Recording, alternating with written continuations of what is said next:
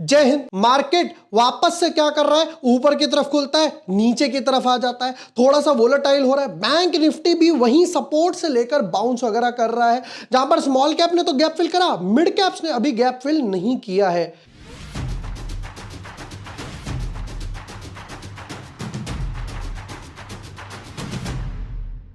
Hi everyone, my name is Jibor Washne. I am a SEBI registered research analyst.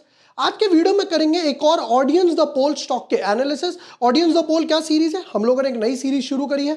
जिस stock पर आप लोग comment करते हो, जिस पे सबसे ज्यादा लाइक आते हैं, उसको हम लोग एनालिसिस करते हैं कि भाई उसका आईपीओ प्राइस क्या था, अब क्या चल रहा है, कहां पर एवरेज करना है जो लॉन्ग टर्म वाले हैं, और क्या अभी नई फ्रेश पोजीशन ऐड की जा सकती है या एग्जिट करना है, उसके हम लोग टेक्निकल फंडामेंटल देखते हैं। तो देखते हैं कौन सा वो स्टॉक है किसके आज एनालिसिस करने वाले हैं। But yes, before moving ahead, अगर अभी तक आपने मेरा चैनल सब्सक्राइब नहीं किया है या फिर फर्स्ट टाइम मेरा वीडियो देख रहे हो, तो हम लोगों ने रिसेंटली क्या क्या डाला था, सीडीएसएल और बीएससी के एनालिसिस हम लोगों ने डाल दिए।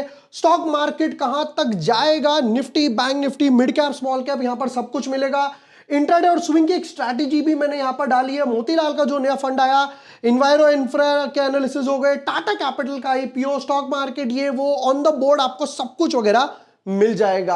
अभी रिसेंटली हम लोगों ने एनटीपीसी ग्रीन आप लोगों ने पूछा था, प्रीमियर एनर्जीज आपने पूछा था, तो पहले वो समझ लेते हैं उसका क्या हुआ है। यहां पर एनटीपीसी ग्रीन देखते हैं मैंने क्या बोला था और क्या हुआ।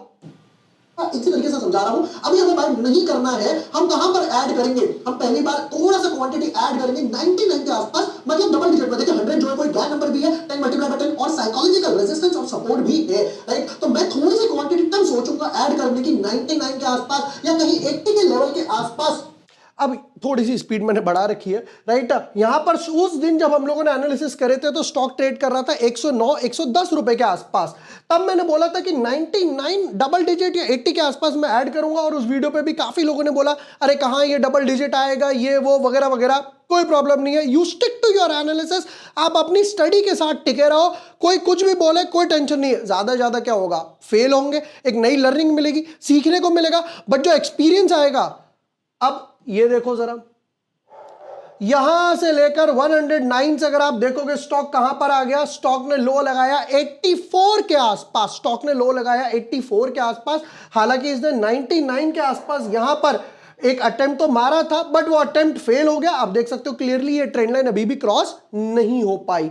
अब व्हाट्स नेक्स्ट, अब देखो स्टॉक 80 के रेंज में तो आ गया, क्या मैं ऐड करूं? अगेन द आंसर इज मैं अभी एज ऑफ नाउ ऐड करने की पोजीशन में या मूड में नहीं लग रहा हूं। क्यों? क्योंकि बैक टू बैक अच्छे खासे वॉल्यूम्स के साथ नीचे गया है। ये देखो यहां पर तो वॉल्यूम था ही नहीं, जब ये हल्का सा साइडवेज हुआ, यहां पर जब ये अच्छा खासा नीचे गया तब उस टाइम पर वॉल्यूम अभी भी लोग लग रहा है।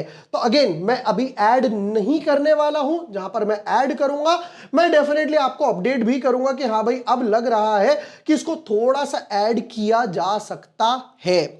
दूसरा स्टॉक आप लोगों ने पूछा था कि भाई प्रीमियर एनर्जीज, डैम कैपिटल का बताओ। तो उस टाइम पे डैम कैपिटल जब हम लोग एनालिसिस कर रहे थे तब ये चल रहा था 302 रुपए पे। लोगों ने सोचा कि अरे यार 400 रुपए का स्टॉक 300 रुपए में मिल रहा है, ऐड कर लो।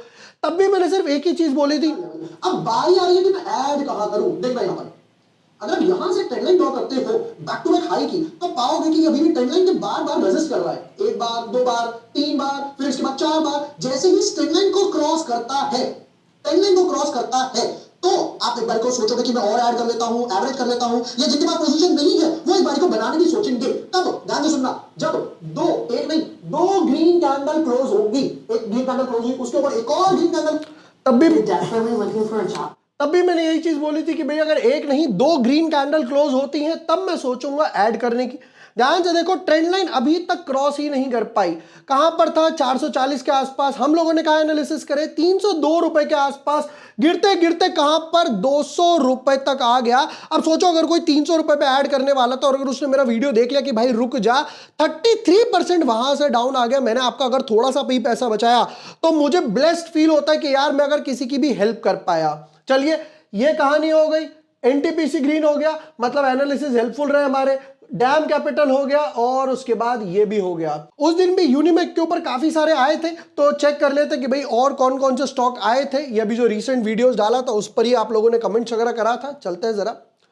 Vote for Exide industries, BSc CDSL, ये तो मैंने ऑलरेडी बना दिया, सीडीएसएल भी पूरा हो गया, सीडीएसएल बीएससी भी पूरा हो गया। Denta water, quality power IPO, ये तो भी आया, तीन चार तो कैंडल्स हैं इसमें। यूनिमैक, फिर बीएससी सीडीएसएल पूरा हो गया, यूनिमैक। तो यूनिमैक के आज हम लोग एनालिसिस कर लेते हैं, क्योंकि आप लोग देख ही रहे हो बैक टू बैक आपके पास यूनिमैक के आंसर्स वगैरह आ रहे हैं। शुरू करते हैं यूनिमैक के साथ। यूनिमैक, अब देखो यहां पर क्या हुआ समझते हैं जरा। लास्ट वीडियो में भी मैंने यही बताया था कि किस तरीके से आईपीओ कैंडल के साथ ट्रेड किया जाता है, इसमें भी वही चीज हुई है। पहले तो आईपीओ का प्राइस देखते क्या आया था, 785 रुपीज का एक प्राइस था। तो हम एक काम करते हैं, 785 रुपीज के आसपास नीचे जाकर 785 रुपीज पे ट्रेंड लाइन वगैरह डाल देते हैं। तो ये ट्रेंड लाइन आएगी कुछ यहां पर, ये आ गया आपका 785 के आसपास।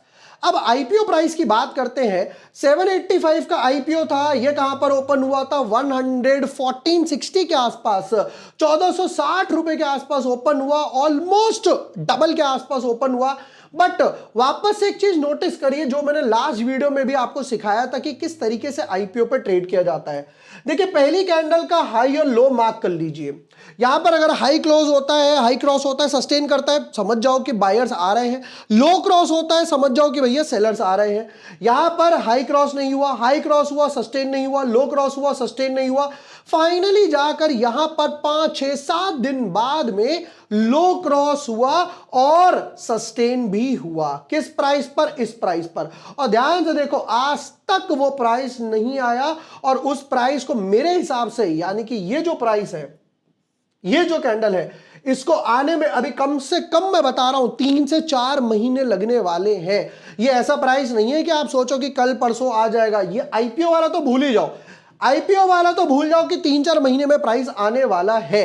क्यों? क्योंकि गैप डाउन भी हुआ और सस्टेन भी कर रहा है। अब लोगों के मन में आ रहा है, कौन कौन से लोग, पहला जिनके पास ऑलरेडी बाय पड़ा हुआ है, जिन्होंने इस कैंडल में 100% पे लिया, भाई ट्रेडिंग हुई है तो किसी ने तो लिया है, या फिर जिसने लॉन्ग टर्म के लिए सोचा था आईपीओ रखता हूं, 785 राउंड ऑफ में 800 बोलते हैं, 800 रुपए में खरीदा था, अभी 955 950 रुपए के आसपास आ गया, तो वो बोल रहा है यार कुछ तो बचा ही नहीं, लॉन्ग टर्म के हिसाब से इन्वेस्ट करा था। जरा इसके क्यूआईबी कोटा की तरफ एक बारी को नजर डालते हैं। अब यहां पर एक काम करते हैं, कैटेगरी वाइज देखते हैं जरा। एंकर इन्वेस्टर जो होते हैं म्यूचुअल फंड्स वाले, तो इनके पास समझ आता है, इनके पास लॉक इन रहता है। क्यूआईबी, एचएनआई, रिटेल, इनके लिए कोई लॉक इन नहीं रहता है, पहले दिन पे बेचो, पहले दिन पे खरीदो, ठीक है। एंकर इन्वेस्टर की बात करें तो ये बोलते हैं कि भैया यहां पर पहला लॉक इन था इनके पास 25 जनवरी का, फिर उसके बाद है 26 मार्च का, 26 मार्च अभी आने वाली है, 25 यहां पर ऑलरेडी निकल चुकी है। फंडामेंटल्स की तरफ नजर मारते हैं कि भाई फंडामेंटल्स इसके क्या बोल रहे हैं, डिफेंस वगैरह सेक्टर से ताल्लुक वगैरह रखता है। पीयर कंपैरिजन की बात करें तो देखो पीई रेशियो की तरफ नजर डालते हैं। हमारा पीई रेशियो है ये 83, 24 इससे कम, 63 इससे कम, 38 इससे कम, 66 इससे कम, सिर्फ एक ज्यादा है 87 के आसपास, एमटीएआर, और वो एमटीएआर भी परफॉर्म नहीं कर पा रहा। Reason is high PE ratio, हालांकि पूरा सेक्टर ही नीचे की तरफ गया है। क्वार्टरली रिजल्ट्स की तरफ जरा जल्दी से नजर मारते हैं, क्या बोलते हैं। सेल्स 65, 65 से 61 और 61 से 54, बैक टू बैक 2 क्वार्टर में सेल्स में ड्रॉप आया। तो प्रॉफिट की तरफ देखते हैं, 20, 18, 16, अगेन 20, 18, 16 क्वार्टर सेल्स में भी ड्रॉप आया, क्वार्टर प्रॉफिट में भी ड्रॉप आया है, दोनों तरफ यहां पर ड्रॉप नजर आ रहा है। अब आते हैं चलो इसकी तरफ कि भाई क्या करना है। नंबर वन, अगर आपके पास ऑलरेडी बाय पड़ा हुआ है, I would suggest not to average. इसे एवरेज करने का कोई सेंस एज ऑफ नाउ नहीं बन रहा। क्यों? क्योंकि कोई भी बॉटम से रिवर्सल नहीं आया है। रिवर्सल, अब बात कर लेते हैं कि भाई जिसके पास नहीं है कहां पर ऐड करें। हम एक काम करते हैं, पहली कैंडल पर ना हम फीबो लगाकर देखते हैं। पहले वाली कैंडल पर मैं फीबो लगाता हूं, जैसे अभी मैंने डैम कैपिटल और उन चार्ट्स में लगा रखा था। तो मैं यहां पर फीब रिट्रेसमेंट पिक कर लेता हूं। चलिए,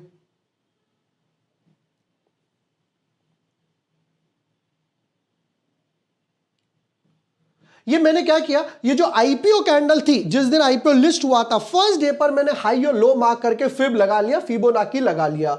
अब अगर आप इसकी तरफ देखोगे तो यहां पर ये क्या बोलता है, पहली बार 161 पे इसने ट्राई करा, ब्रेक हो गया, फिर उसके बाद ध्यान से देखो ये 261 तक गैप डाउन के बाद ये रेजिस्टेंस बन गई, 361 920 रुपए था, अब ये 920 रुपए के आसपास सपोर्ट लेने का ट्राई कर रहा है, और फोर्थ लेवल कहां पर आया, 764 के आसपास, मोस्ट प्रोबेबली 760 के आसपास राउंड ऑफ मान लेते हैं, ये देखने को मिल सकता है।